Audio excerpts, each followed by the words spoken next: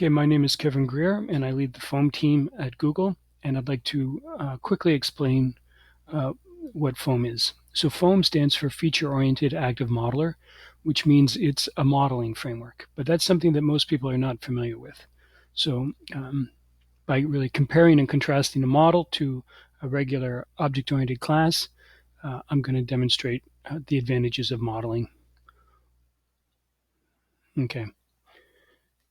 So on the right, we have a standard ECMAScript 6 person class. We say it's a class person. This is the constructor. We list the properties, and then we initialize them. Okay. Now, if we compare that to the Foam model for person class, it looks very similar. Again, we have the name as person, and we list the properties. Now, there's two important differences. So on the right, we have actual code. And on the left, we have data. So this is JSON, JavaScript Object Notation. And this is just data describing that its name is person and that these are the properties. So that's one difference. The other is the level of redundancy. So in the code, I've got ID repeated 1, 2, 3 times. And in the model, only once, which is, I guess, technically not repetition. But otherwise, they're quite similar. And now there's nothing magic going on. If I were to ask you, could you write a program to take this data and from it create this output, then you could. That would be, a trivial task. And that's all we're really doing in Foam. We're taking models, which are descriptions of software constructs, and then creating the software from them. Okay, now on the right, we're switched to JavaScript, not from JavaScript to a Java class. And the difference is that Java has types. We could have used TypeScript for this as well. So now the ID is referred to 4 times, 1, 2, 3, 4, and the type is referred to twice, but otherwise it's the same kind of pattern. And here we have the Foam model, and we can just include the type in the meta information there. So as we add type, the level of repetition is growing. Okay, and this is what a real model might look like. So we also specify the package, which is a feature JavaScript is missing. We list a bunch of properties.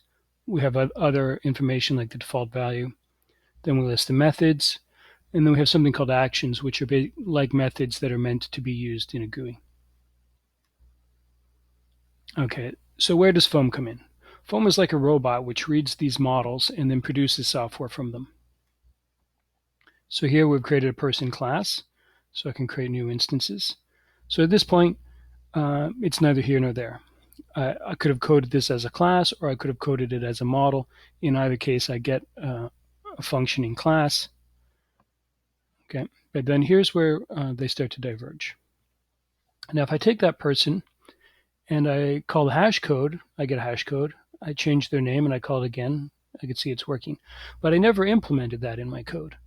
Right? If I had implemented this as a regular class, I would have had to have coded up this function myself. But in Foam, that was just provided for me. And in a similar way, Foam also implements copy from, clone, deep clone, equals, compared to observer support, and the ability to convert to and from XML. So I can take my person, say to XML, and it comes out as XML.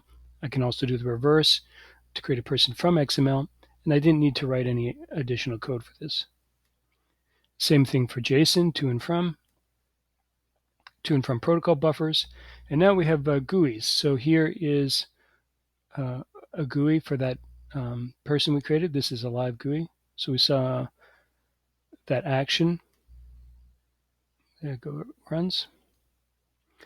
Or we can create a material design version,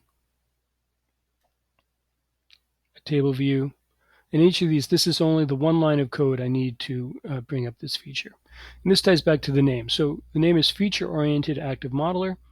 And everything here on the right, these are features which Foam is generating from your model. Help view, we have a grid view and a hyperbolically warped grid view. Then we have a query parser and query processor. And then we have several types of storage mechanisms. So we have a unified storage interface and implementation that can go to local storage, IndexedDB, across the network to a server, have offline sync and caching support to file, MongoDB, Postgres, Google Cloud Store, or Firebase.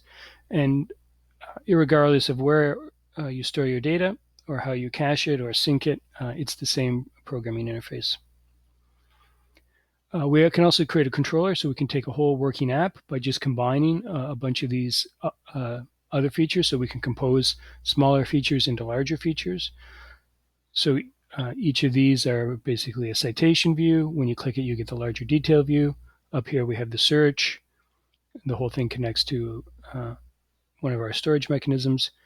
And from this, you can create a working app. Also, we can create UML diagrams and documentation. And it's extensible, so you can extend it with new features.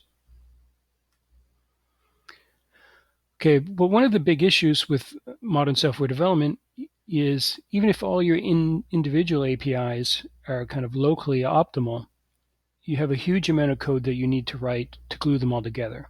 So no point solution is going to solve the problem when the need to integrate between so many point solutions is the problem.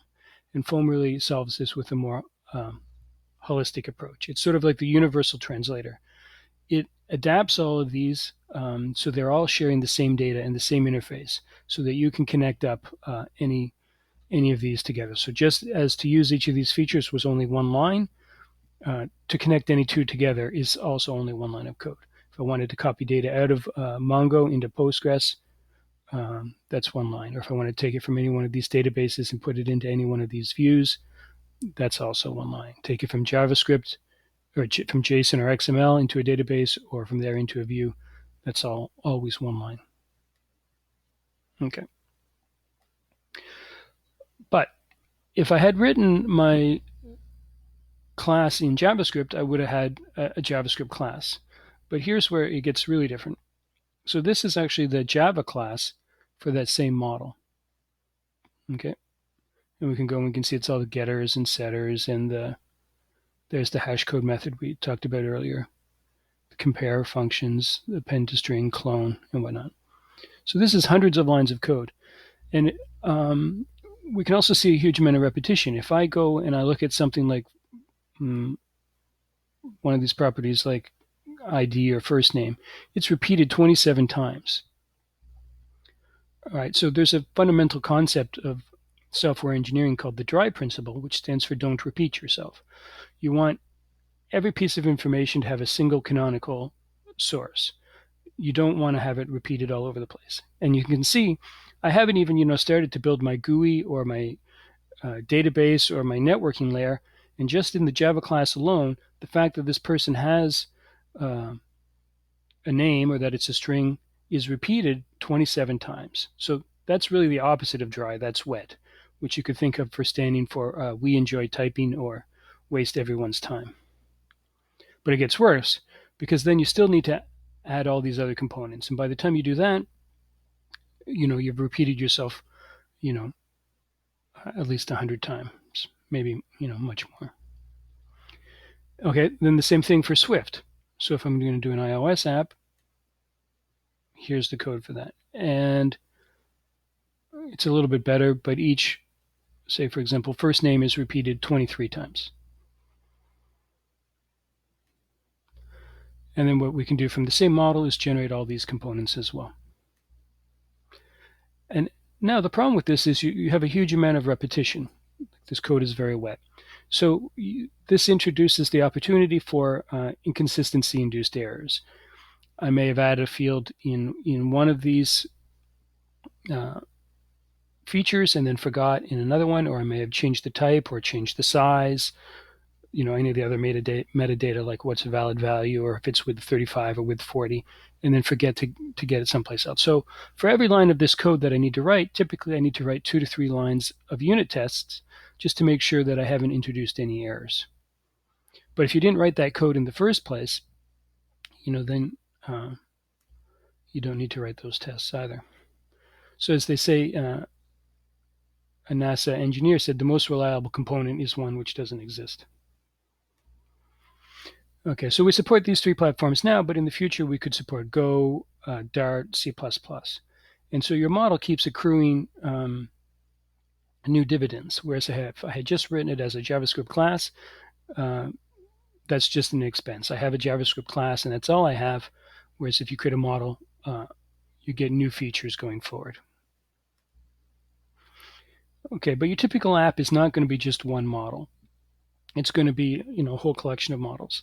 And not every model is going to use every feature, but they're going to use a significant subset.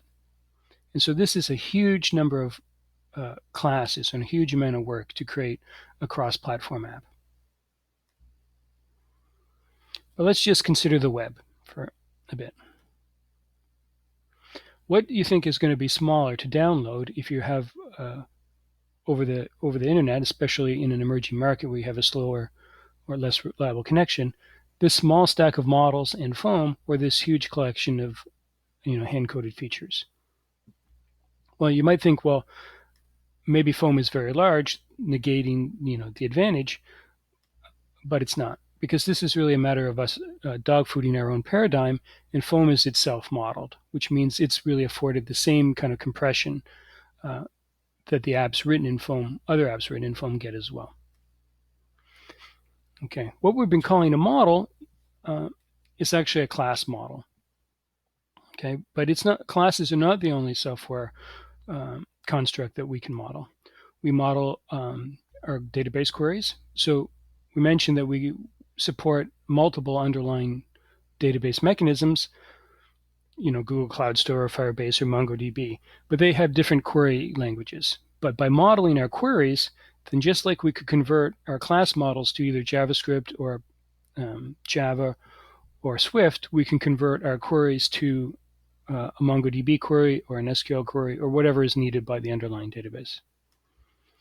We also model parsers, concurrency, animations. So what you're looking at right now is a foam animation, and kiosk applications. So we have an app called the Chrome App Builder, which has about 40,000 users. And on most weeks, about 20% of all new Chrome apps are made with foam in the Chrome App Builder.